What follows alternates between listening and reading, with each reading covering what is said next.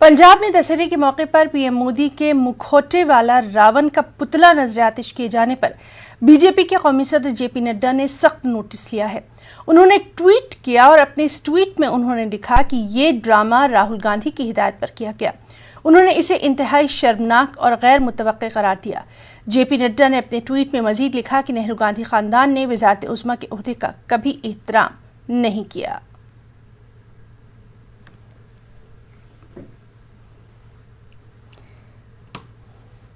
नाज़रीन, आपको बताएं कि बीजेपी सदर जयप्रकाश नड्डा ने नेहरू गांधी खानदान पर सख्त तनकीद की है और ये कहा है कि नेहरू गांधी खानदान ने वज़ारत उज़्मा के ओहदे का कभी एहतराम नहीं किया था। दरअसल पंजाब में दशहरे के मौके पर पीएम मोदी के पुतला नजरातिश किया गया। इसी पर जेपी नड्डा सख्त बरहम हैं और उन्होंने अपने ट्वीट के ज़रिए अपनी सख्त बरहमी का इजहार किया है। उन्होंने अपने ट्वीट में साफ लिखा कि ये ड्रामा राहुल गांधी की ईमा पर किया गया। उन्होंने इसे इंतहाई शर्मनाक और गैर मुतवक्किल करार दिया।